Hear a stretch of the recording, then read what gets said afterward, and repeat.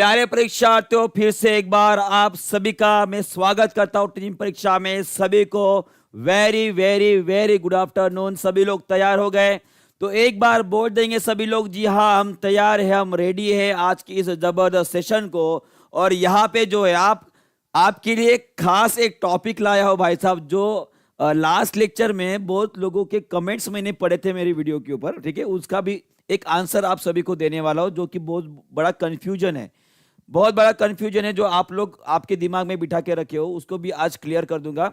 तो उसके पहले सभी को एक बड़ी बड़ी विश मेरी तरफ से, हमारी पूरी टीचिंग परीक्षा की तरफ से। आज इंटरनेशनल योगा डे है। आप सभी को ये टॉपिक भी इंपॉर्टेंट रहने वाला है जीके जीएस के हिसाब से, क्योंकि आपने देखा होगा क्योंकि इंटरनेशनली जो भी न्यूज आती है उसके जनरली थीम्स जो होती है, ठीक है, वो पूछी जाती है।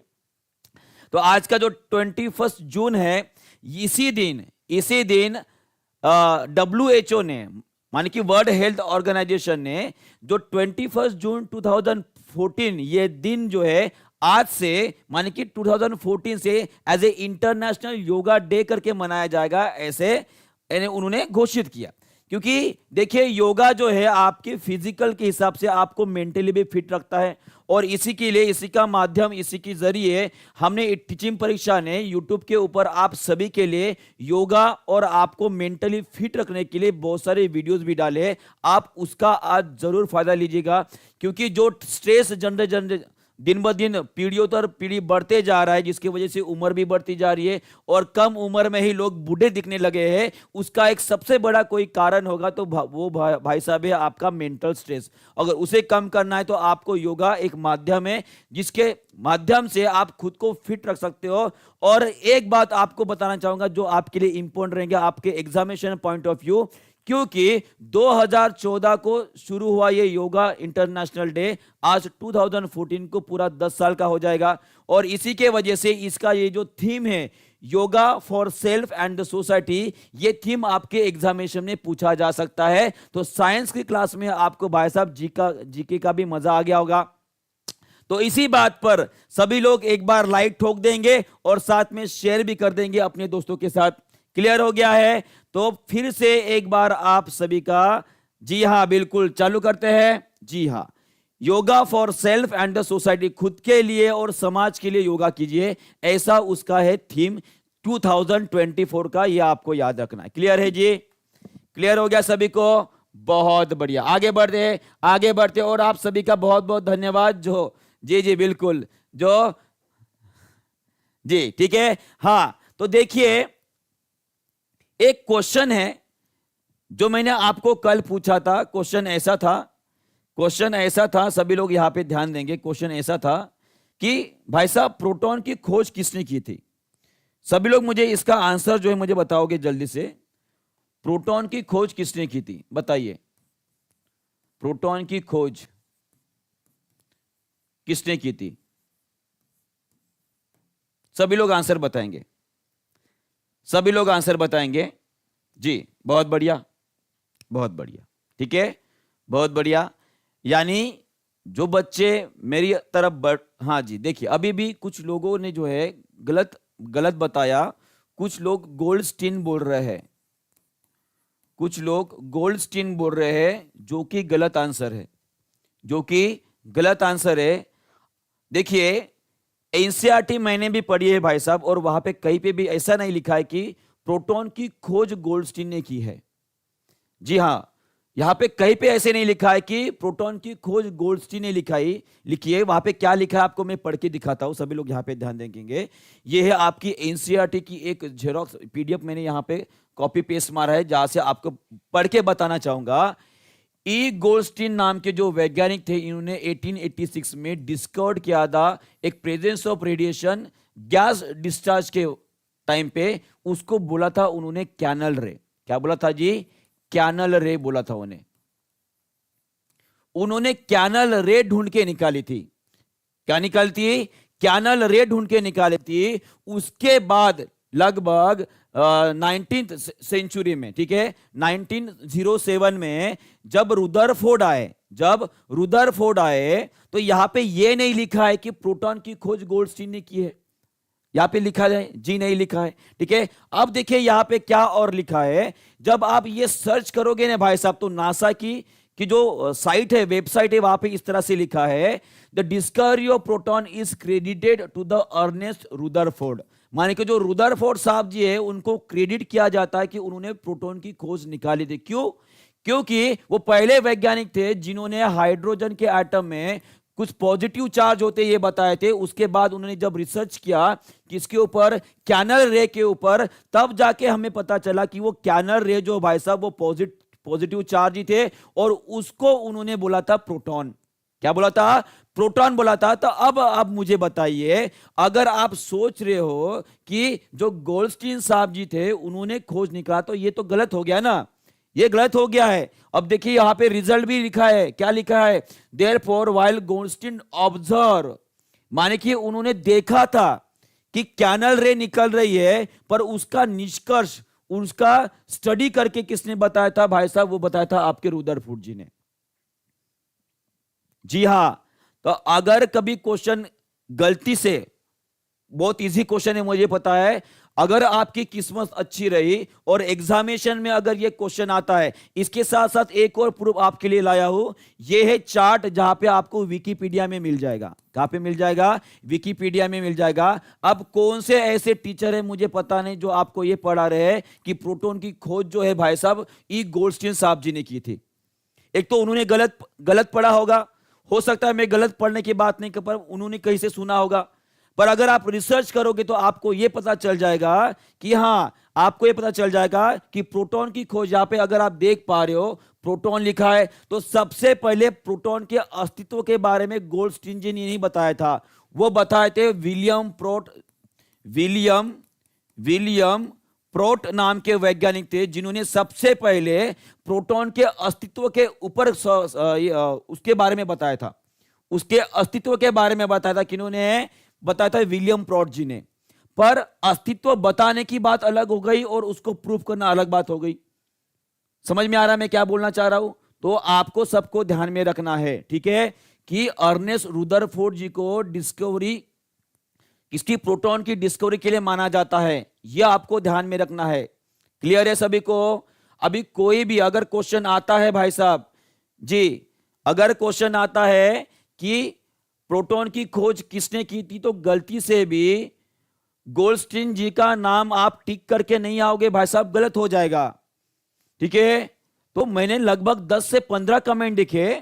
ये ऐसी गलती कैसे कर सकते हैं आप विद्यार्थी लोग? मैं यही सोच रहा था। इसलिए मुझे लगा कि आपका यह कंफ्यूजन दूर करना बहुत ज्यादा जरूरी है। इसीलिए मैंने प्रूफ के साथ, एनसीईआरटी के डाटा के साथ आपको बता दिया है कि भाई साहब प्रोटॉन की खोज किसने की थी। एक बार सभी लोग कमेंट बॉक्स में लिख देंगे, प्रोटॉन की खोज किसने की थी? किसने की थी जी? गोल्डस्टीन जी नहीं की थी, रुदरफोर्ड जी ने। एक बार सभी लोग कमेंट बॉक्स में लिख देंगे, किसने की थी? रुदरफोर्ड ने की थी। अब क्लियर हो गया सभी को? अभी कोई ये कमेंट करके नहीं बताएगा, बोलेगा कि भाई साहब कि सर प्रोटॉन की खोज ई गोल्डस्टीन जी ने की थी। अब आपका आंसर प्लीज चेक कीजिए जी। क्लियर है? बहुत बढ़िया, आगे बढ़े, आगे बढ़ते हैं। और फिर से एक बार आप सभी के लिए टेस्ट लेके आया हूं 15 मार्क्स के लिए। देखते हैं कौन आंसर करेगा। एक क्वेश्चन एक मार्क। जल्दी से 10 मिनट के अंदर, वैसे भी 2:15 हो गए, 10 मिनट अपने प्रूफ देने के लिए चले गए हैं। अगले 10 मिनट में अपनी टेस्ट कंप्लीट होने वाली है, तो जल्दी से इसका आंसर करेंगे फटाफट, एकदम गोलियों की तरह। बताइए, पहला क्वेश्चन आप सभी के लिए रहा, एक्सक्रीटरी ऑर्गन इन फ्लैटवर्म क्या रहेगा? मैं बार बार बोल रहा हूं कि एक्सक्रीटरी ऑर्गन बहुत ज्यादा इंपॉर्टेंट है। ये पूरे के पूरे क्वेश्चन आपको याद ही कराना मेरा मकसद है। तो चलिए जल्दी से बताइए। बहुत बढ़िया। सभी लोग आंसर करेंगे जल्दी जल्दी। बताइए क्या रहेगा इसका उत्तर? बहुत बढ़िया। क्या रहेगा? फ्लेम सेल रहेगा। बाकी के बारे में मैं नहीं बताने वाला हूं। उसके बाद सेकंड क्वेश्चन बताएंगे सभी लोग, इसका आंसर क्या रहेगा। चलिए, धड़ाधड़ धड़ाधड़ गोलियों की तरह आंसर आने चाहिए अभी तो। बिल्कुल, क्या रहेगा इसका उत्तर? बताइए।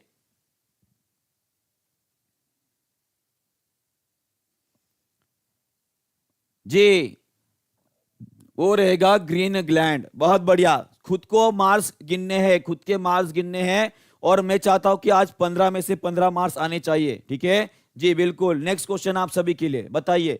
हाँ, ये चार्ट है। जो नए बच्चे जुड़े होंगे, जो नए बच्चे जुड़े होंगे वो इसका स्क्रीनशॉट लेके एक बार रख देंगे। मैं बार बार बोल रहा हूं कि ये क्वेश्चन, इसमें से 101% एक क्वेश्चन छपने वाला है। ये एनसीईआरटी का चार्ट है जिसमें दिया गया है। ठीक है जी, आगे बढ़ते हैं।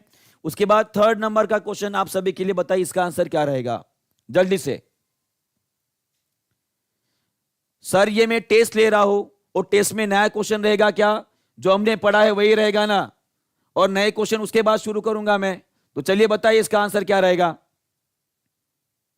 सभी लोग बी बोल रहे हैं जी, बहुत बढ़िया, बहुत बढ़िया। इसका आंसर बी रहेगा। हीमोसाइनिन ब्लड होता है जो कि कॉपर के वजह से, किसके वजह से? कॉपर के वजह से ब्लू कलर का होता है। ठीक है, थर्ड नंबर का क्वेश्चन हो गया। उसके बाद फोर्थ नंबर का क्वेश्चन ये रहा सभी के लिए, बताइए इसका आंसर क्या रहेगा। तो 15 में से 15 क्वेश्चन आपके सही रहना चाहिए। अगर ये क्वेश्चंस आपको याद हो गए हैं तो 15 में से 15 क्वेश्चन आपको याद रहना चाहिए। बिल्कुल 15 में से 15 मार्क्स मिलने चाहिए। तो चलिए बताइए जल्दी जल्दी। ए बोल रहे हो सभी लोग, बहुत बढ़िया। सोडियम हाइड्रोक्साइड और हाइड्रोक्लोरिक एसिड, जी सोडियम हाइड्रोक्साइड ये स्ट्रॉन्ग बेस है, स्ट्रॉन्ग बेस है, और हाइड्रोक्लोरिक एसिड ये स्ट्रॉन्ग एसिड है। कैसा है? स्ट्रॉन्ग एसिड है। जब कभी भी एसिड और बेस की रिएक्शन करोगे तो क्या हो जाएगा? न्यूट्रलाइजेशन होगा, माने कि उदासीनीकरण होगा। ठीक है, चौथे नंबर का क्वेश्चन हो गया। ओके, नेक्स्ट पांचवें नंबर का क्वेश्चन, बताइए इसका आंसर क्या रहेगा। जल्दी एकदम फटाफट आंसर करेंगे सभी लोग, फटाफट आंसर करेंगे सभी लोग जी। बोलिए क्या रहेगा, क्या रहना चाहिए? एकमात्र धमनी जो वी ऑक्सीजनित रक्त वहन करते, माने कि डी ऑक्सीजनेट ब्लड लेके जाती है।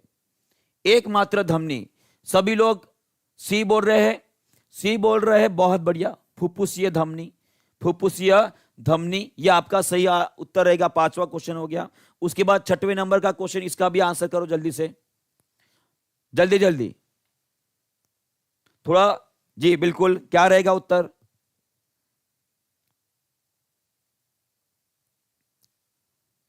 चलिए बढ़िया। नेक्स्ट क्वेश्चन आप सभी के लिए, एब्सोल्यूट जीरो टेम्परेचर मतलब कितना होता है जी? एब्सोल्यूट जीरो टेम्परेचर कितना होता है? हाँ, इस क्वेश्चन में कुछ लोगों ने गड़बड़ कर दी है। इसका आंसर -273.15 डिग्री सेल्सियस रहेगा, या यहीं पे अगर मान लेते हैं इसी को ही 0 केल्विन भी बोला जाता है, इसे ही आप 0 डिग्री केल्विन भी बोला जाता है। ये आपको याद रखना है। ठीक है, उसके बाद आगे बढ़ते हैं। बताइए इसका आंसर क्या रहेगा। सातवें नंबर का क्वेश्चन, जल्दी से, बहुत बढ़िया, बहुत बढ़िया। चलिए, 1000 बच्चे के ऊपर भी बच्चे आ गए, तो 1000 लोग एक साथ टेस्ट दे रहे हैं ना। 1000 बच्चे एक साथ टेस्ट दे रहे हैं, तो देखते हैं कि इस 1000 बच्चों में कितने बच्चे ऐसे होंगे जो आउट ऑफ मार्क लेंगे। तो आप सभी को अपनी खुद की लेवल भी पता चल जाएगी। चलिए, बहुत बढ़िया। कम्युनिकेट कैसे करते हैं एक दूसरे के साथ? कैसे करेंगे? वो डांस करेंगे भाई साहब। क्या करेंगे? डांस। और डांस का नाम भी आपको याद रखना है, वैगल डांस। बहुत बढ़िया, आगे बढ़ते हैं। नेक्स्ट क्वेश्चन, 8वें नंबर का क्वेश्चन नेक्स्ट ये रहा, जल्दी से फास्ट फास्ट आंसर दीजिए प्लीज। एक साथ 1000 बच्चों का कमेंट आना चाहिए जी। बहुत बढ़िया। एम्फीबियंस कहां से सांस लेते हैं? उभयचर कहां से सांस लेते हैं? कहां से सांस लेंगे, बताइए। बहुत बढ़िया, इसका आंसर रहेगा more than one up above. A और बी, माने कि फेफड़ों से और स्किन से भी वो सांस ले पाते हैं। बहुत बढ़िया, इसका आंसर आपका वन डी रहेगा, डी रहेगा। कुछ कुछ लोगों ने बी किया है। कैसे आउट ऑफ मार्क लोगे भाई? जल्दी से इसका भी आंसर बता दोगे। विच of the following is acidic in nature? निम्न दिए गए पर्यायों में से कौन आम्लधारी या आम्लीय प्रकृति का होता है? चलिए बताइए। 1000 बच्चे एक साथ टेस्ट दे रहे हैं, देखते हैं किनको कितने मार्क्स मिलने वाले हैं। चलिए बताइए जल्दी जल्दी। बहुत बढ़िया, बहुत बढ़िया, बहुत बहुत बढ़िया। लेमन जूस, लेमन जूस ये एसिडिक नेचर का होता है। लाइम वाटर और ह्यूमन ब्लड ये दोनों भी कैसे होते हैं? अल्कलाइन होते हैं। ये भी आपको ध्यान में रखना है। नेक्स्ट क्वेश्चन आप सभी के लिए 10वें नंबर का क्वेश्चन ये रहा। चलिए बताइए क्या रहेगा इसका उत्तर। फास्ट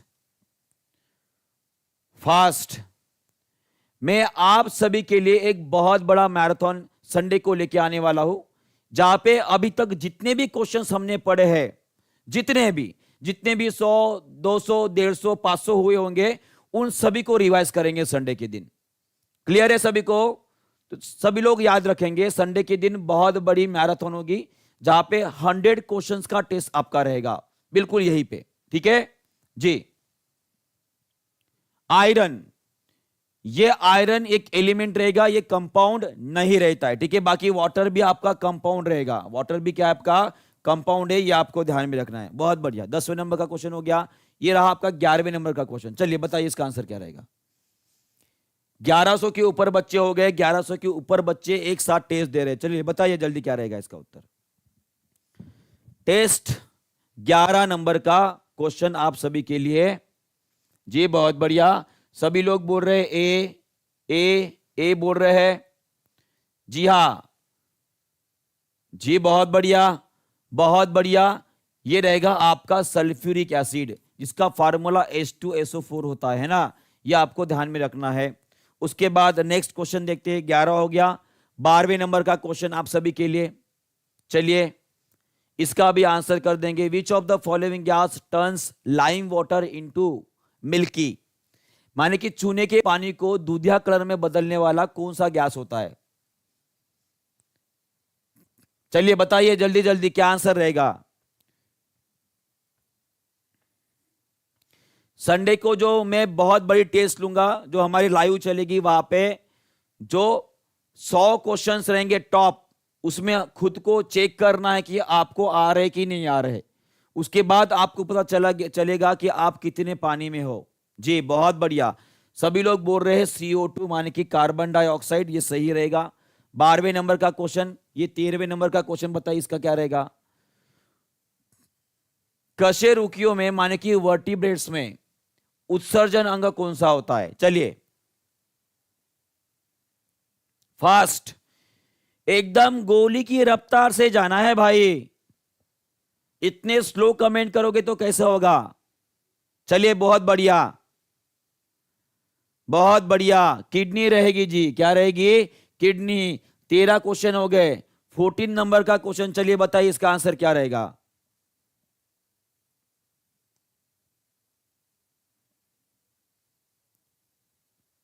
ए क्या बोल रहे हो? CFC, chlorofluorocarbon. इसके वजह से जो क्लोरीन निकलता है भाई साहब, वो किसके साथ रिएक्ट करेगा? एटमॉस्फेयर में जाकर। चलिए बताइए क्या रहेगा इसका उत्तर। बहुत बढ़िया, बहुत बढ़िया। इसका आंसर रहेगा आपका डी माने, ये देखिए थोड़े ऑप्शन जो है ऊपर नीचे हो गए है ना, ये A, B, C गायब हो गया यहां से, तो यहां का आंसर जो है भाई साहब ये डी रहेगा। ठीक है, ये डी यहां पे चाहिए, सी यहां पे चाहिए था, है ना। ठीक है, कोई बात नहीं है। ओजोन मॉलिक्यूल रहेगा। ठीक है, जिन जिन लोगों ने ओजोन मॉलिक्यूल टिक किया है वो खुद का आंसर करेक्ट पकड़ेगा। उसके बाद आगे और आखिरी क्वेश्चन आज का ये रहा टेस्ट का, आज के टेस्ट का ये आखिरी क्वेश्चन।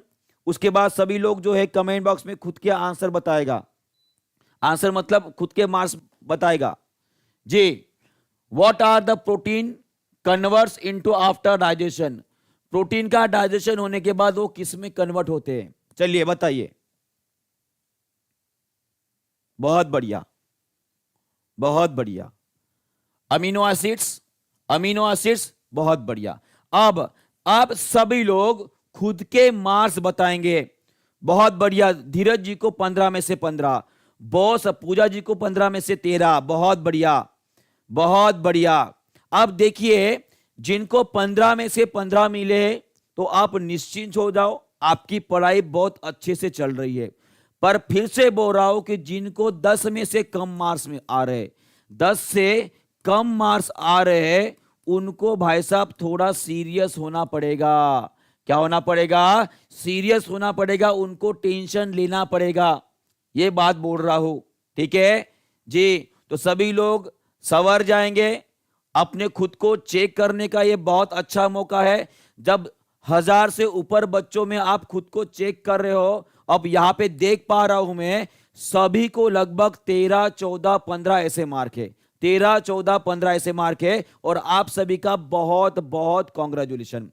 ठीक है, पर अगर उससे कम आ रहे मतलब आप कहां पे हो खुद को देख लीजिएगा। ठीक है, तो चलिए शुरुआत करते हैं आज की हमारी सेशन को, जहां पर पहला क्वेश्चन जो है मैंने ये आप सभी के लिए होमवर्क दिया था कल। तो बताइए इसका आंसर क्या रहेगा। मैंने आपको बोला था कि मैं लेंस के ऊपर कुछ क्वेश्चंस लेके आने वाला हूं, तो ये रहा आपका लेंस के ऊपर पहला सवाल। तो बताइए इसका आंसर क्या रहेगा।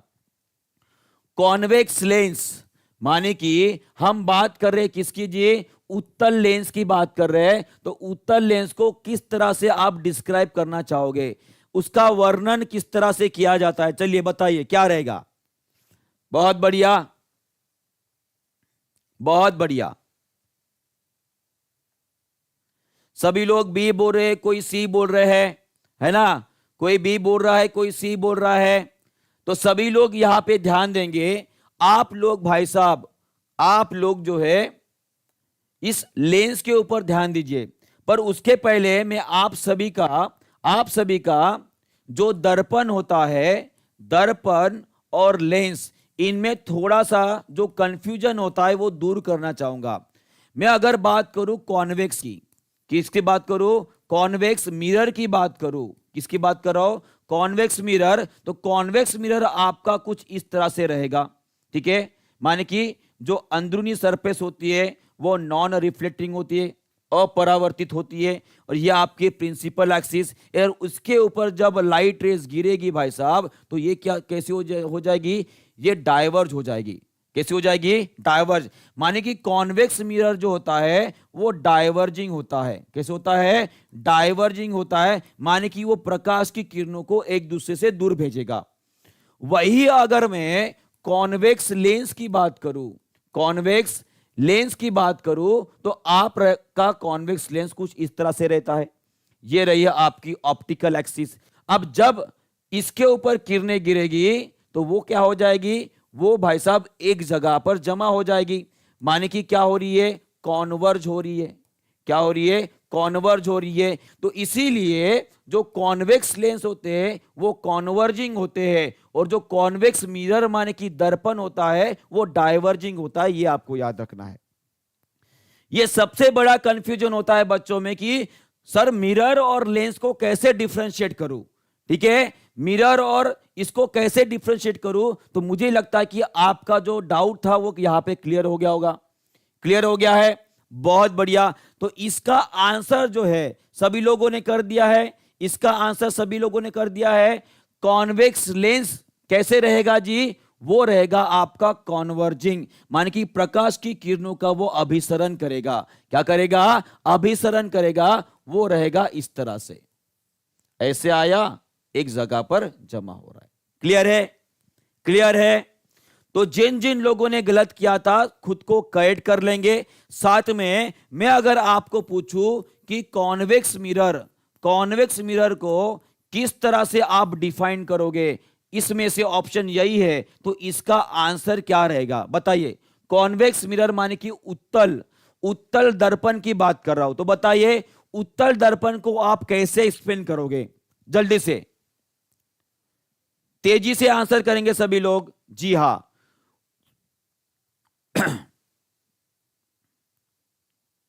बहुत बढ़िया। उत्तल दर्पण ये कैसे रहेगा जी, ये रहेगा डाइवर्जिंग। कैसे रहेगा, डाइवर्जिंग माने कि अपसारी रहेगा। कैसे रहेगा, अपसारी रहेगा आपकी प्रकाश की किरणों को। क्लियर है, तो दोनों के बीच का डिफरेंस आपको समझ में आ गया है। बहुत बढ़िया, आगे बढ़ते हैं। और एक बात आपको बताना चाहता हूं कि जब आप कॉन्वेक्स लेंस इस्तेमाल कर रहे हो तो उस केस में आपको छोटी इमेज बड़ी दिखाई देगी। यहां पे कॉन्वेक्स लेंस बड़ी इमेज मिलती है, बड़ा प्रतिबिंब मिलता है, ये आपको ध्यान में रखना है। बड़ा प्रतिबिंब मिलता है, वही अगर कॉनकेव लेंस की बात करूं, माने कि अवतल लेंस की बात करूं, तो यहां पे आपको छोटा प्रतिबिंब मिलता है। क्या मिलता है? छोटा प्रतिबिंब मिलता है। ये भी आपको ध्यान में रखना है। क्लियर हो गया सभी को? एक ओवरऑल डिफरेंस बता रहा हूं आपको। कॉन्वेक्स लेंस ये आपको बड़ा प्रतिबिंब दिखाएगा, और जो कॉनकेव लेंस होता है, ठीक है, अवतल लेंस होता है, वो आपको छोटा प्रतिबिंब दिखाएगा। जी सर, आपने मिरर के बारे में गलत बताया है। क्या गलत बताया जी हमने?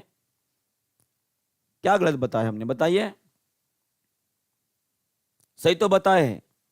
जो कॉन्वेक्स मिरर होता है वो डाइवर्जिंग होता है, वो डाइवर्जिंग होता है, और जो कॉनकेव होता है वो कॉन्वर्जिंग होता है। उसमें क्या गलत हो गया?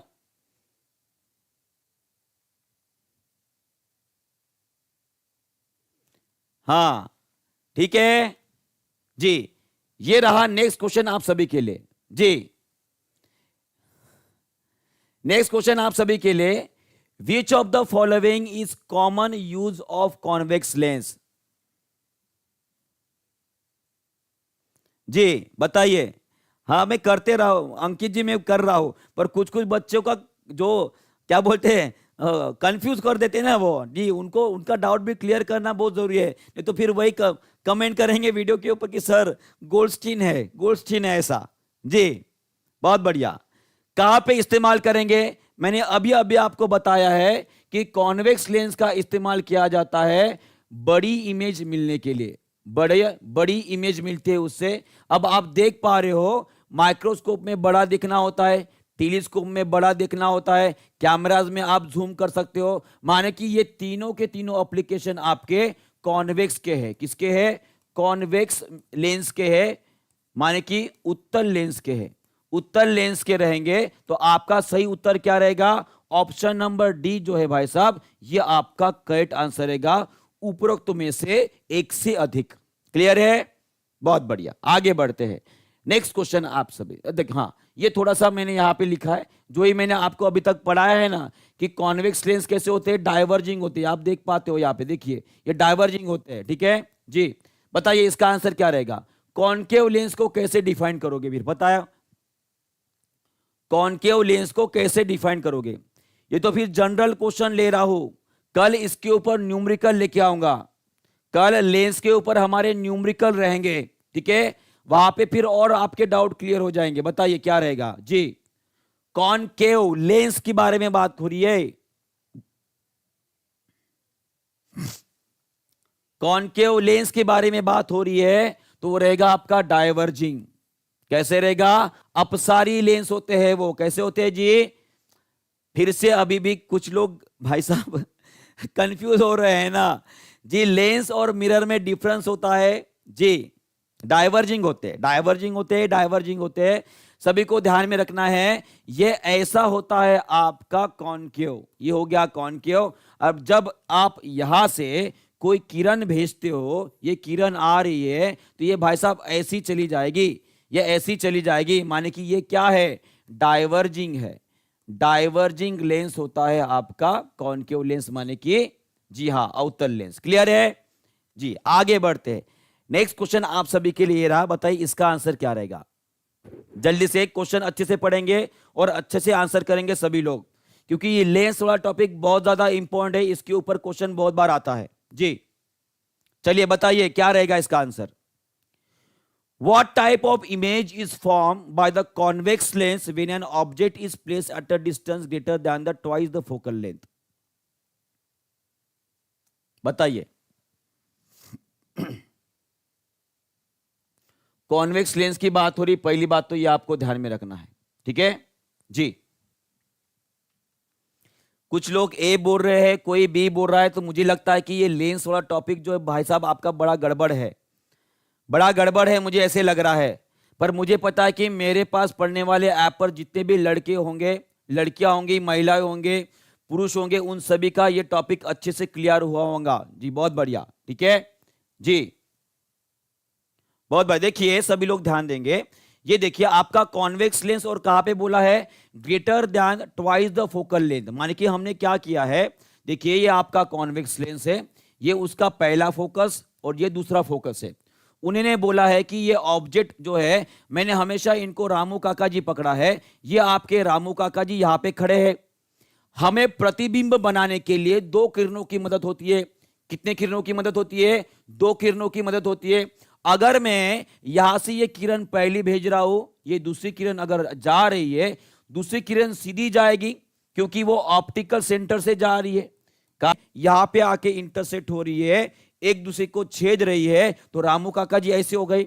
अब आप ही बताइए ये रामू काका जी कैसे दिखाई दे रहे? एक तो ये हो गए भाई साहब छोटे, ये हो गए छोटे दिखाई दे रहे हैं। अरे भाई साहब, हेलो सबको, आप क्लियर है? क्लियर है जी? नहीं सर, और ज्यादा हो रहा।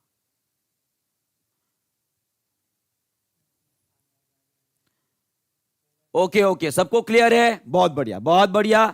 तो देखिए मैंने क्या बोला, रामू काका जी यहाँ पे 2F के पार खड़े हैं, 2F के पार खड़े हैं, और यहां से इनकी किरणें जो है वो आपके कॉन्वेक्स लेंस के ऊपर गिर रही है, वो यहां आके छेद रही है।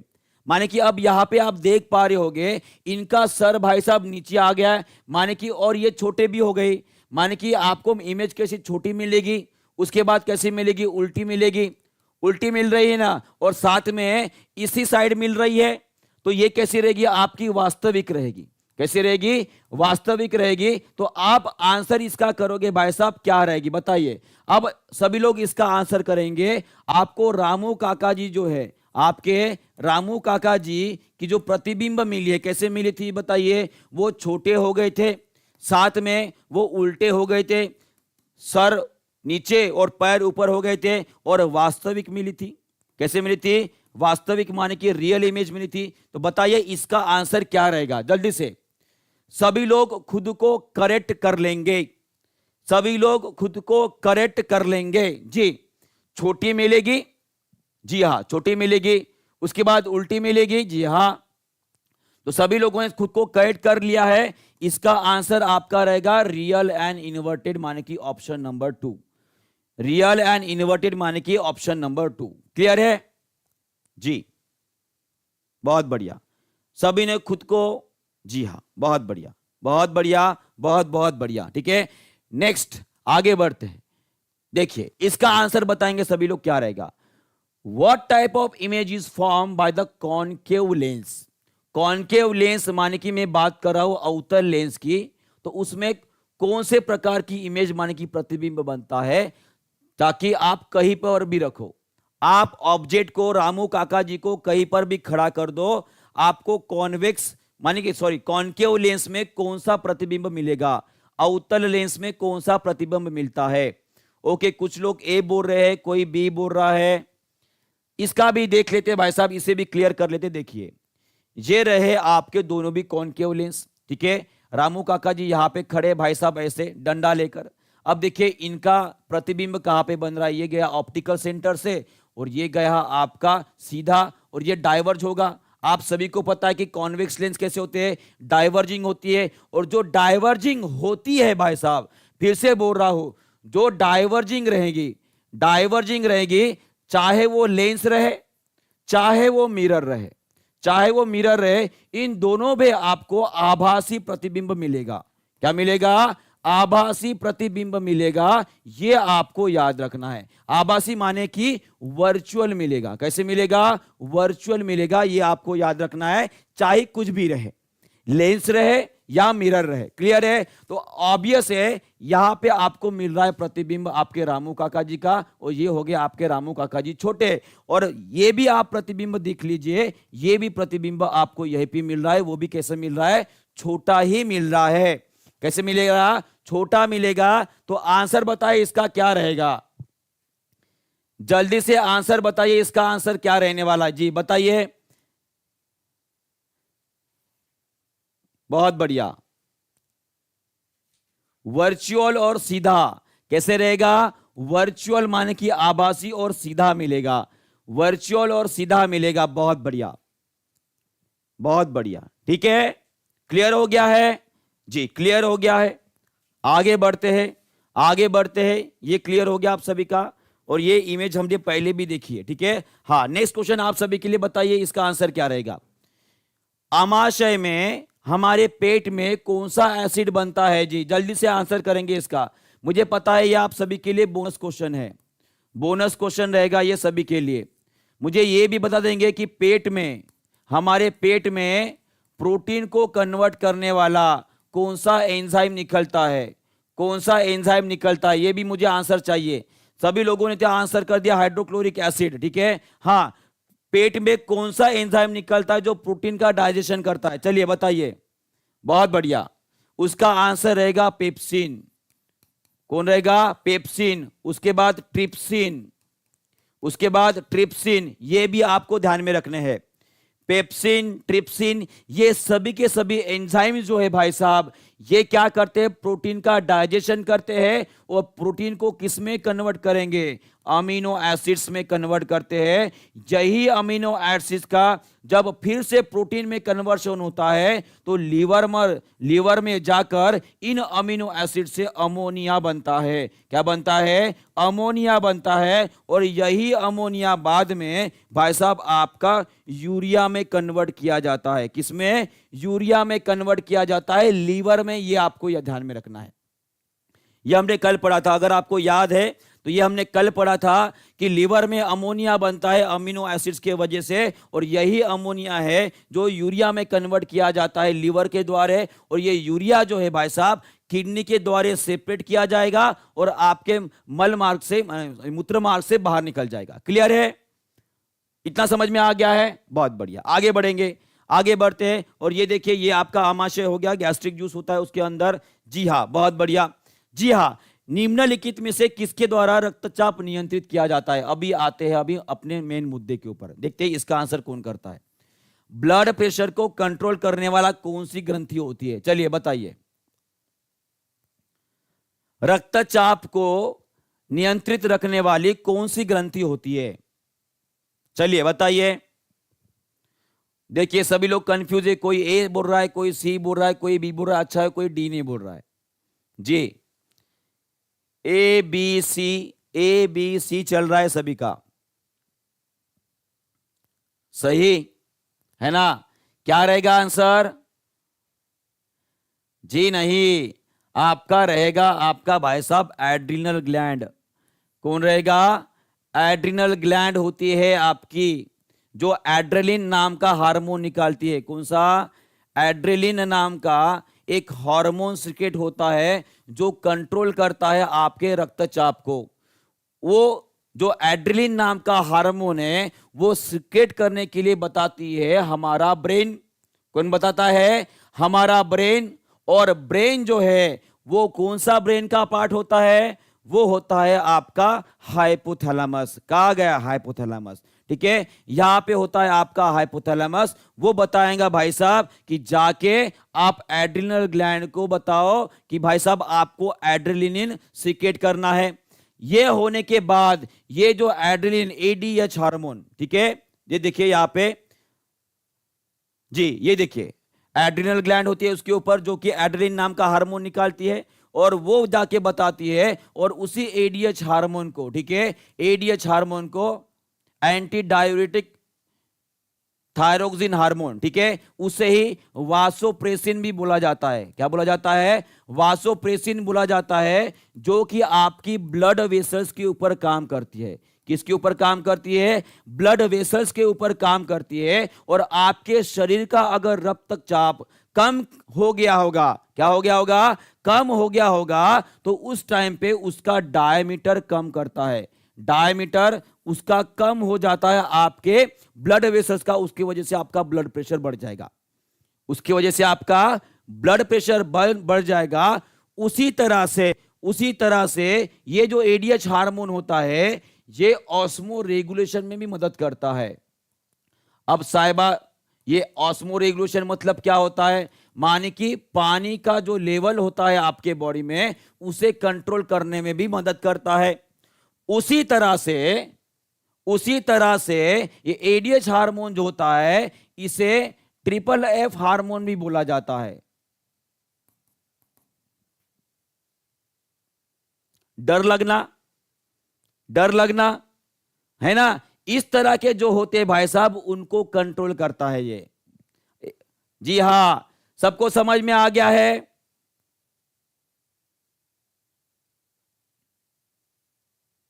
जी बिल्कुल सही है। बहुत बढ़िया, बहुत बढ़िया, बहुत बहुत बढ़िया। जी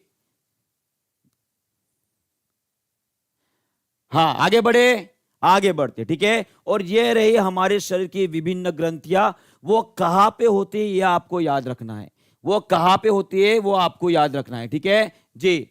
हाँ, नेक्स्ट क्वेश्चन आप सभी के लिए बताइए, कौन होता है जो शरीर को संक्रमण से रक्षा करता है? चलिए, ये तो भी आपके लिए एकदम बोनस क्वेश्चन है, बताइए। पर इसमें इंपॉर्टेंट कौन सी बात है जो आपको ध्यान में रखना है, ये आपको बताने वाला हूं कि इसके ऊपर से कौन सा क्वेश्चन आने वाला है। ये मुझे पता है कि इसका आंसर सभी लोग करोगे, डब्ल्यूबीसी। डब्ल्यूबीसी को ही दूसरा नाम है, इसको लिम्फोसाइट भी बोला जाता है। क्या बोला जाता है? लिम्फोसाइट्स भी बोला जाता है। और इसी के लिए इस डब्ल्यूबीसी के ऊपर एक क्वेश्चन आया था कि कैंसर से लड़ने के लिए, कैंसर से लड़ने के लिए कौन सी थेरेपी होती है? वो होती है आपकी कार टी सेल थेरेपी। कौन सी थेरेपी होती है? कार टी सेल थेरेपी, जो कि आपके 2024 के क्वेश्चन पेपर में आया था, जो आपका पेपर कैंसिल हो गया था। वहां पे पूछा गया था डब्ल्यूबीसी के ऊपर, कौन सी थेरेपी होती है? कार टी सेल थेरेपी, जो कि कैंसर को लड़ने के लिए कोशिकाओं के ऊपर काम किया जाता है। और कौन सी कोशिका है? लिम्फोसाइट्स। मैं आपको सभी को बताना चाहूंगा कि ये 5 प्रकार की मुख्य कोशिकाएं है जो डब्ल्यूबीसी में पाई जाती है। कहां पे पाई जाती है? डब्ल्यूबीसी का वो हिस्सा होता है। अगर आपको पूछा जाए कि कौन सी ऐसी कोशिका है जो कैंसर के अगेंस्ट लड़ती है, तो वो है आपकी लिम्फोसाइट्स। कौन होती है? आपकी लिम्फोसाइट। और ये लिम्फोसाइट डब्ल्यूबीसी में सबसे छोटी कोशिका होती है, स्मॉलेस्ट, स्मॉलेस्ट इन डब्ल्यूबीसी। ये आपको याद रखना है। अगर पूछा जाए डब्ल्यूबीसी में, डब्ल्यूबीसी में सबसे बड़ी कोशिका कौन सी होती है, तो आपको बताना है वो है भाई साहब मोनोसाइट। मोनो मतलब अकेला, मोनो मतलब अकेला। और मोनू जो है, अकेला कौन रहता है? वो जो बहुत बड़े बड़े आदमी लोग होते हैं ना भाई साहब, वो अकेले होते हैं। और उसी तरह से डब्ल्यूबीसी में सबसे बड़ी कोई कोशिका होगी तो वो है आपकी मोनोसाइट। कौन रहेगी? मोनोसाइट रहेगी। उसी तरह से पूछा जाए कि सबसे ज्यादा कोशिकाएं कौन सी होती है, तो वो होती है आपके न्यूट्रोफिल्स। कौन होती है? आपकी न्यूट्रोफिल्स होती है। इनकी संख्या सबसे ज्यादा होती है क्योंकि ये एंटी एलर्जिक होती है। कैसी होती है? एंटी एलर्जिक होती है।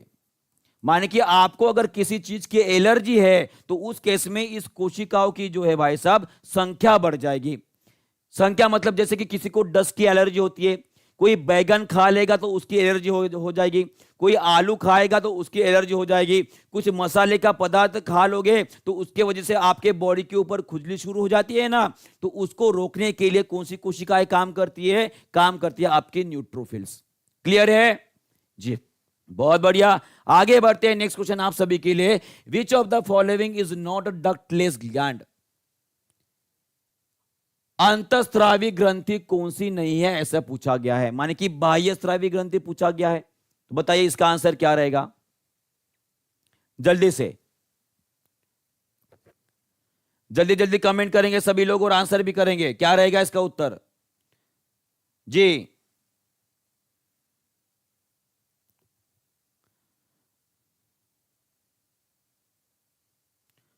बहुत बढ़िया, सभी ने आंसर कर दिया है भाई साहब। इसका रहेगा C option, salivary gland.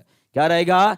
Salivary gland, pituitary gland, adrenal gland, thyroid gland. ये तीनों के तीनों, ये तीनों के तीनों कैसे? आपकी एंडोक्राइन ग्लैंड है।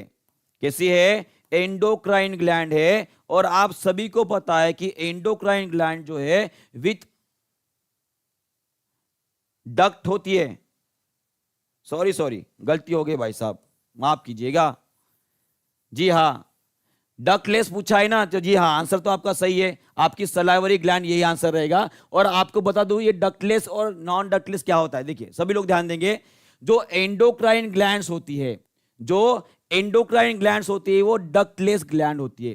कहने का अर्थ ये है कि ये जो है भाई साहब, ये जो है अपना सिक्रेशन डायरेक्टली ब्लड में डालेंगे, ये अपना सिक्रेशन डायरेक्टली ब्लड में डालेंगे, जैसे कि यहां पे दिखाई दे रहे हो, ये कुछ कोशिका है और उसके आजू बाजू आपको ये ब्लड वेन्स दिख रही है, ठीक है। तो यहां से जो भी स्त्राव निकलेगा वो डायरेक्टली ब्लड में जाएगा, माने कि उनको इस प्रकार की कोई ट्यूब नहीं होती, इसलिए उनको क्या बोला जाता है, एंडोक्राइन या डक्टलेस ग्लैंड बोला जाता है। ये आपको समझ में आ गया है। उसके बाद जो ब्लड स्ट्रीम होता है, लिम्फ होता है, अगर उन ग्रंथियों में आपको इस प्रकार की कुछ डक्ट मान की नली दिखाई देगी तो वो रहते हैं आपके एक्सोक्राइन ग्लैंड। कौन सी? एक्सोक्राइन, जिसे ही हम बोलते हैं बाह्य स्त्रावी। क्या होती है? बाह्य स्त्रावी ग्रंथि होती है। और इसमें से जो ऑप्शन आपको दिया है सलाइवरी ग्लैंड, ये आपकी बाह्य स्त्रावी ग्रंथि है। कैसी है? बाह्य स्त्रावी ग्रंथि है, जो कि आपके मुंह में होती है। कहां पे होती है? मुंह में होती है। ये हमारे माउथ में रहेगी, जिसे हम बकल कैविटी भी बोलते हैं। क्या बोलते हैं? बकल कैविटी बोलते हैं। और इस सलाइवरी ग्लैंड में 3 ग्रंथियां होती है। कितनी होती है? 3 ग्रंथियां होती है। उसमें से एक ग्रंथि आपको ध्यान में रखनी है, वो है आपकी पैरोटिड ग्लैंड। कौन सी? पैरोटिड ग्लैंड, जो कि आकार में सबसे बड़ी होती है। कैसी होती है? आकार में सबसे बड़ी होती है। और उसको एक डिसीज होता है जिसके ऊपर आपके एनसीईआरटी में लिखा गया है, वो है भाई साहब मम्प डिसीज। क्या होता है? मम्प डिसीज, जिसके वजह से आपका गाल जो है इस तरह से फूल जाएगा, है ना। फूल गया, वो किसके वजह से होता है? वो होता है आपके वायरस के वजह से। किसके वजह से होता है? वायरस के वजह से होता है। ये आपको ध्यान में रखना है। साथ में ये सलाइवरी ग्लैंड जो है कौन सा एंजाइम निकालती है? सभी लोग मुझे कमेंट बॉक्स में लिखेंगे। सलाइवरी ग्लैंड से कौन सा एंजाइम निकलता है जी? बताइए। वो निकलता है आपका एमिलेज। कौन सा निकलता है? एमिलेज। जो एमिलेज एंजाइम क्या करता है, आपके खाने में जो स्टार्च होता है भाई साहब, इसे सिंपल शुगर में कन्वर्ट करने का काम करता है। स्टार्च को शुगर में कन्वर्ट करने का काम करता है एमिलेज एंजाइम। क्लियर है जी? बहुत बढ़िया, बहुत बढ़िया, ठीक है जी, बहुत बढ़िया। सभी को सामने, जी जी बिल्कुल बिल्कुल, ठीक है। आगे बढ़ते हैं। हाँ, महिला sex hormone, female sex hormone कौन सा है? यह अभी 2020 में पूछा गया हो क्वेश्चन है। इसके ऊपर हमने पहले भी क्वेश्चंस लिए हैं ना। तो अभी मुझे बताएंगे कि दिए गए ऑप्शन में से आंसर कौन सा रहेगा। चलिए बताइए जल्दी से, क्या रहेगा इसका उत्तर? जल्दी से 1400 के ऊपर बच्चे लाइव है, एक बार लाइक भी कर देंगे सभी लोग। 1000 लाइक कंप्लीट होने के हमारे जी। और जल्दी से शेयर भी कर देंगे ताकि और बच्चे जुड़ जाए, है ना। बहुत बढ़िया। ऑक्सीटोसिन बोल रहे हैं कोई लोग भाई साहब। अब बताओ, क्वेश्चन लेने के बाद भी ये गलत कर रहे हो क्वेश्चन आप, और बोलते हो कि सर एक ही क्वेश्चन बार बार क्यों लाते हो। इसके जैसे ही बोर्ड टाइप के क्वेश्चन रहेंगे ना। देखिए, जी हां, अभी सही उत्तर आ रहे हैं, ईस्ट्रोजेन और प्रोजेस्टेरॉन। सभी लोग कमेंट बॉक्स में लिखेंगे। ईस्ट्रोजेन और प्रोजेस्टेरॉन, ये दोनों भी आपके फीमेल सेक्स हार्मोन है, ये आपको ध्यान में रखने हैं जी। ईस्ट्रोजेन एंड प्रोजेस्टेरॉन, ये दोनों भी आपके फीमेल सेक्स हार्मोन है, ये आपको ध्यान में रखने हैं। और रही बात ऑक्सीटोसिन की, को, इसे भाई साहब लव हार्मोन बोला जाता है, प्रेम वाला हार्मोन बोला जाता है। साथ साथ ये मिल्क लैक्टेटिंग हार्मोन होता है, मिल्क लैक्टेटिंग हार्मोन, या उसे सिक्रेटिंग हार्मोन बोला जाता है भाई साहब। और ऑक्सीटोसिन को ही भाई साहब डिलीवरी हार्मोन भी बोला जाता है। क्या बोला जाता है? डिलीवरी हार्मोन भी बोला जाता है। ये सब कुछ आपको याद रखना है ऑक्सीटोसिन के बारे में। क्लियर है? जी हाँ, बहुत बढ़िया।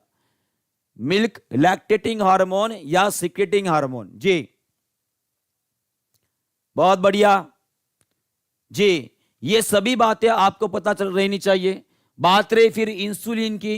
इंसुलिन क्या करता है? शुगर कम करने का काम करता है।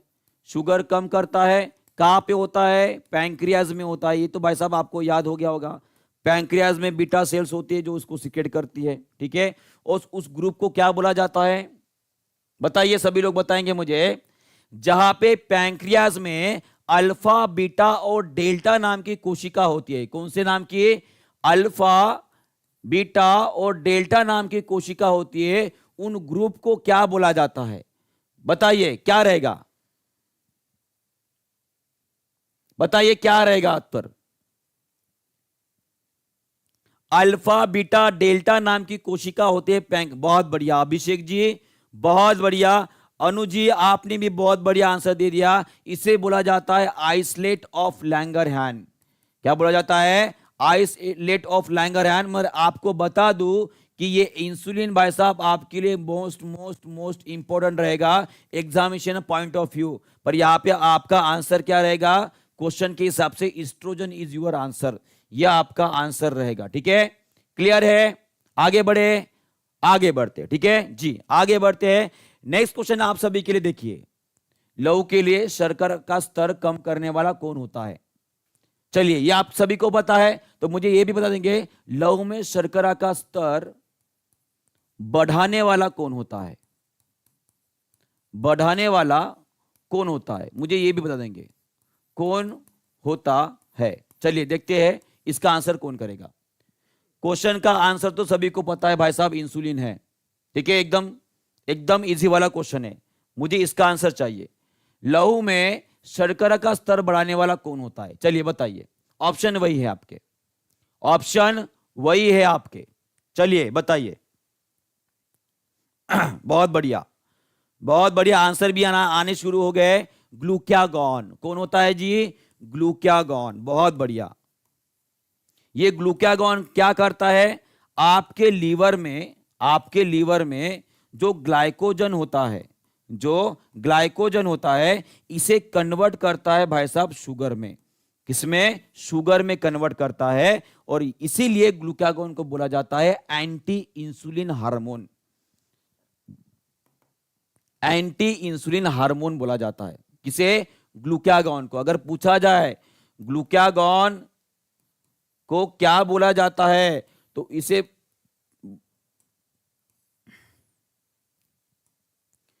ग्लूकागॉन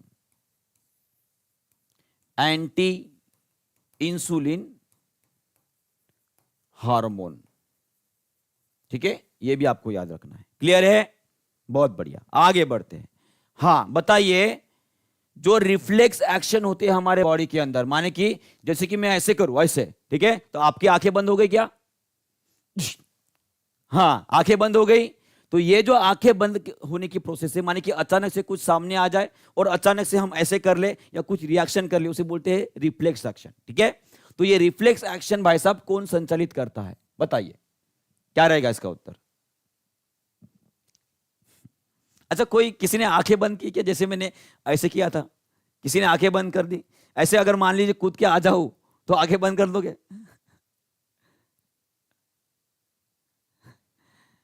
जी बहुत बढ़िया, बहुत बहुत बढ़िया जी। पर देखिए अभी भी कुछ लोग जो है गलत आंसर दे रहे हैं। मैं आपको बोलना चाहूंगा, रिफ्लेक्स एक्शन जो है ब्रेन तक जाते ही नहीं है। रिफ्लेक्स एक्शन आपके ब्रेन तक जाते ही नहीं है। वो इनको कंट्रोल करने वाला होता है आपका spinal cord. Spinal cord control करता है जी। कौन होता है? स्पाइनल कॉर्ड कंट्रोल करता है। सभी लोग खुद के आंसर भाई साहब करेक्ट कर लेंगे। और बहुत बढ़िया, देखिए कितना बढ़िया संगम हो गया है। 1000 लाइक एक साथ हो गए और 1500 के ऊपर बच्चे भी एक साथ हो गए। बहुत बढ़िया, ठीक है। स्पाइनल कॉर्ड, आप सभी को बता दूं, ये जब कभी भी किसी चीज को, गर्म चीज को हाथ लगाएंगे, कोई मच्छर ने काट लिया तो तुरंत यहां पे उसको मार देंगे। कोई गाड़ी अचानक से आपके सामने से हम तुरंत हट जाते हैं। किसी ने अगर मान लीजिए कोई मक्खी आपके आंखों के सामने ऐसे चली गई तो तुरंत आंखें बंद कर देंगे। ये सभी के सभी रिफ्लेक्स एक्शन जो है ये स्पाइनल कॉर्ड कंट्रोल करता है। माने कि जो रीढ़ की हड्डी होती है वो कंट्रोल करता है आपके सभी कुछ जो प्रतिवर्त क्रियाएं होती है उनको कंट्रोल करता है, ये आपको ध्यान में रखना है। माने कि यहां से सीधा सीधा सिग्नल जाएगा स्पाइनल कॉर्ड की तरफ और वहीं से रिएक्शन के लिए ऑर्डर भी आ जाता है, वो ब्रेन तक जाता ही नहीं है। ठीक है, बहुत बढ़िया, आगे बढ़े, आगे बढ़ते। ठीक है, नेक्स्ट क्वेश्चन आप सभी के लिए रहा, शरीर का तापमान भाई साहब नियंत्रित करता कौन है? चलिए बताइए, इसका आंसर बताइए। अभी हम भेजे के ऊपर चले गए हैं ना, ब्रेन के ऊपर देख रहे हैं, तो चलिए जल्दी से आंसर बताएंगे सभी लोग, क्या रहेगा इसका उत्तर?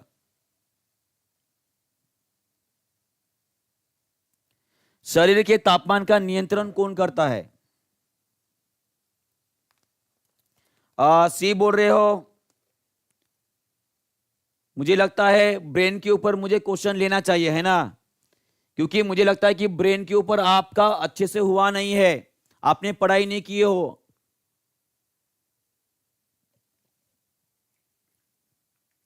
ठीक है, तो कल में जो है, कल लेंसेस, मिरर और ब्रेन के ऊपर क्वेश्चन लेके आऊंगा जी। कल में लेंसेस,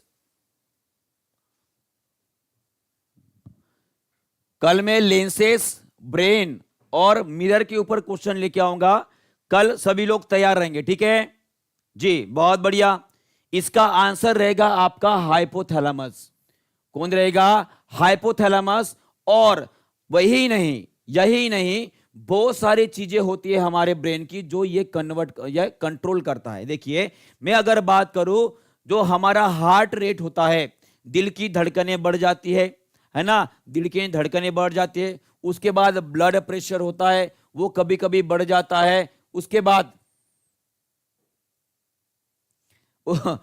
बाद जो बॉडी टेम्परेचर होता है भाई साहब, वो भी जो होता है वो कंट्रोल करने का काम करता है आपका हाइपोथैलेमस। जो हाइपोथैलेमस जस्ट आपके पिट्यूटरी ग्लैंड के ऊपर का पोर्शन होता है। ये आपकी इस तरह से पिट्यूटरी ग्लैंड होती है और इसके ऊपर जो है ये होता है आपका हाइपोथैलेमस। देखिए, ब्रेन के ऊपर जो है ज्यादा क्वेश्चन नहीं आते हैं, आया तो एक आध क्वेश्चन आ जाता है, एक आध क्वेश्चन आ जाता है। तो एक क्वेश्चन को ना छोड़ने के लिए तो जितने भी इंपॉर्टेंट क्वेश्चन है, जितने भी, जी ज्योति जी मैं आप ही के क्वेश्चन का आंसर दे रहा हूं, एक आध क्वेश्चन आता है और ये ब्रेन जो पोर्शन होता है वो बहुत बड़ा है। माने कि 20 से 25 पेज, 20 से 25 पेज पढ़ने के बाद अगर आपको एक क्वेश्चन करने को आ रहा है भाई साहब, तो ये जो है बड़ी गड़बड़ हो जाएगी, है ना, तो उतना टाइम वेस्ट हो जाएगा। उससे अच्छा हम क्या करते हैं, तो पीवाईक्यू जितने भी हुए हैं ब्रेन के ऊपर, जो लगभग 10 साल से हो रही है, ठीक है, 10 साल से एग्जामिनेशन हो रही है ना आपकी, ठीक है, तो उनके ऊपर जितने भी, मान कि जितने भी स्टेट्स में एग्जामिनेशन हुई है उन सभी के क्वेश्चन में आपको करवा दूंगा, उससे बाहर तो क्वेश्चन नहीं जाएगा, ठीक है जी, ठीक है। और नेक्स्ट क्वेश्चन ये रहा आप सभी के लिए, ये होमवर्क रहेगा, देखते हैं। और इसका आंसर आपको कमेंट बॉक्स में लिखना है, इसका आंसर आपको कमेंट बॉक्स में लिखना है, क्योंकि आपका मुझे लगता है कि हिंदी का लेक्चर शुरू हो गया है, मुझे यहां पे नोटिफिकेशन आ गया है। जी हाँ, बिल्कुल, ब्रेन के सभी इंपॉर्टेंट पार्ट्स में आपको कवर कर दूंगा यहीं पे, ठीक है। तो ये आपके लिए होमवर्क रहेगा। देखते हैं, ये आपकी बीपीएससी की जब अभी की जो एग्जामिनेशन हुई थी वहां पे पूछा गया था। देखते हैं इसका आंसर कितने लोग करते हैं, विथ एक्सप्लेनेशन कर इसको भी देख लेंगे। और आप सभी का बहुत बहुत धन्यवाद, जो 1400 के ऊपर बच्चे लाइव है, जिन्होंने लाइक नहीं किया एक बार लाइक और शेयर भी कर देंगे। और 1100 के ऊपर हमारे लाइक्स भी हो चुके हैं, तो उसी के लिए भी आप सभी का बहुत बहुत तहे दिल से शुक्रिया अदा करता हूं। और साथ में ये क्लास यहीं पे खत्म करते हैं, कल फिर से मिलेंगे इसी टाइम पे, फिर से एक नई टेस्ट रहेगी। कल सभी लोग तैयार रहेंगे, 15 में से 15 मार्क्स आपको आने ही चाहिए, 15 में से 15 मार्क्स आने ही चाहिए। उसी तरह से आपको जो रिवाइज पीडीएफ मैंने हमने प्रोवाइड किए वो सभी कुछ आप पढ़ के आओगे, ठीक है जी, बहुत बढ़िया। और आने वाले संडे को पूरे के पूरे क्वेश्चन जो मैंने अभी तक लिए हैं लगभग 1 महीने से, वो पूरे के पूरे क्वेश्चन आपको रिवाइज कर दूंगा जी, बहुत बढ़िया, ठीक है। तो इसी के साथ क्लास यहीं पे खत्म करते, thank you very much, God bless you all.